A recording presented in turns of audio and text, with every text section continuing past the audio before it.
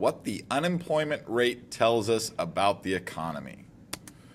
First thing we should talk about is unemployment. And unemployment is tracked by the Bureau of Labor Statistics. All these calculations are done by part of our federal government, the Bureau of Labor Statistics. And when we talk about unemployment in economics class in this unit, what we are talking about is the percent of the population that is looking for work. It is not simply people without a job. Unemployment is the percent of the population that is looking for work. And in general, high unemployment rates mean that the economy is in bad shape. Here's how the Bureau of Labor Statistics calculates unemployment. They give a sample representative survey. In other words, they survey people all across America. They don't survey everyone. They sample probably over 1,000 people, but they try to get a picture of the country by looking at this representative survey. They ask those people about a specific week in the year, and they do not ask certain people. Anyone under 16 is excluded. Anyone on active military duty is excluded. And anyone in an institution like jail is excluded. Those people cannot be part of the survey. They replace them with someone else. To be considered employed in the Bureau of Labor Statistics survey, you need to have done one of the following. A, worked for at least 1 hour for pay or your own profit during the week, or worked for 15 hours without pay in a family-operated business like a family farm. Okay, if you did chores on the family farm for 15 hours, you were employed. Or you were on sick leave or vacation leave or something like that, where your boss knew you weren't coming in for work and was okay with you not coming in for work. For example, a teacher during the summer is still considered employed. To be considered unemployed, you must have looked for work in the 4 weeks before the week in question. So in other words, you need to have been looking for a job for at least a month before you can be counted as unemployed.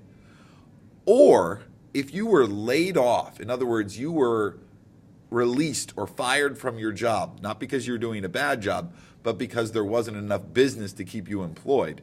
If you were laid off, but your boss said, we'll call you back if we get more business, if you were laid off and waiting to be called back, you could also be considered unemployed. After this survey, the Bureau of Labor Statistics determines the labor force, and the labor force equals everyone that was employed plus everyone that's unemployed. That means that some people are not in the labor force. Some people are not eligible to be considered in the labor force. These are people that were neither working nor looking for work. For example, full-time students are not in the labor force. So many of you are not in the labor force if you don't have a job. Retired people are not in the labor force because they're done working. They're not looking for work. Disabled people who are not looking for work and not working are considered not in the labor force. A stay-at-home parent is not in the labor force. They are not looking for work, but they are not considered employed. After finding these two groups, you can calculate the unemployment rate by taking the number of unemployed people and dividing it by the number of people in the labor force and multiplying that by 100 because we always show it as a percent. Next, let's talk about the different types of unemployment. First, we have frictional unemployment. This is unavoidable. There will always be frictional unemployment. Unemployment that is frictional is sometimes called being between jobs. If somebody quits their job and they're looking for a new job, or maybe somebody just graduated and they're looking for their first job, we call that frictional unemployment. If you're between jobs or you're looking for your first job, you're considered part of frictional unemployment. Another type of unemployment is structural unemployment. Here we see a car being manufactured by robots. Structural unemployment is the result of advances in technology that eliminate jobs. There are probably some auto workers that are no longer employed because these robots are doing what they used to do. When advances in technology eliminate jobs, we call that structural unemployment. We also have seasonal unemployment. This is when a business slows down or shuts down entirely during a specific part of the year. Tourism industries, for example, if you work at Zambezi Bay is not open right now. You are unemployed, but you are part of what's called seasonal unemployment. A lot of construction jobs are not available during colder months of the year. A lot of agricultural jobs are not available at certain times of the year. The crops need to be planted and the crops need to be harvested, but at other times we don't need as many people working in agriculture, and those people would be part of what's called seasonal unemployment. These three types of unemployment, seasonal, structural, frictional, are not what we hear most of the headlines about. These three don't really concern economists very much. The kind that economists are most worried about is called cyclical unemployment. Cyclical unemployment is unemployment from a decline in business activity during an economic downturn. So our economy grows and shrinks, or goes through periods of what we call expansions and recessions. When we are in a recession, we normally see unemployment numbers going up, and that's a result of cyclical unemployment. Well, what is full employment? What number are we shooting for? Full employment is actually the natural rate of employment. It means that there are jobs out there for everyone who wants them, but maybe everybody just hasn't found them yet. They might be frictionally unemployed. So the natural rate of unemployment is between 4 and 6%. If we're around 5% for unemployment, economists are pretty happy. However, some people argue that the methods used to determine the unemployment rate are not accurate. Some say that they put the number too low. People who have given up looking for work, in other words, you look for work for a month, for 6 weeks, and you give up, you're not counted as unemployed. You're just not part of the labor force. That's one reason people say the calculation is too low. Another reason is because of involuntary part-time workers.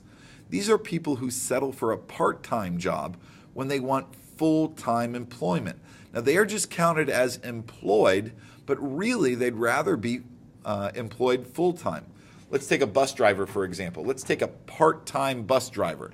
So this person here driving this bus took a part-time job. They were seeking a full-time job, couldn't find one, took a part-time job to pay the bills.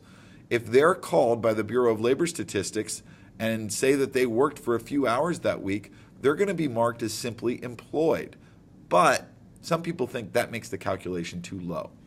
There are a few people who say that the calculation is too high. Underground economies, in other words, illegal activities like this watch salesman here, they report themselves as unemployed. So that might push the number a little higher if we actually counted everybody who was working illegally. Also, the informal economy includes people who work occasionally. For example, an occasional babysitter may not be counted, and again, that pushes the unemployment rate too high. Why is unemployment bad? Well, for the economy, it leads to lost potential outputs. Goods and services are not being produced if workers aren't employed. Also, if workers aren't employed, they're not getting a paycheck, which means they're not spending those wages. So it's leading to a loss of demand as well. Unemployment is bad for individuals. They lose income, and as a result, people can't buy the goods and services that they may need. Additionally, people may not be able to pay for their housing. People may not be able to pay, or they may lose their medical benefits that they had when they were employed. And for society as a whole, unemployment is costly because we have to spend some tax dollars to help the unemployed. We have to take money that maybe we had set aside for certain programs and shift it to things like unemployment insurance. During the New Deal, during the Great Depression, a lot of money was spent to try to get people employed or get people a paycheck, and that resulted in cuts in other areas.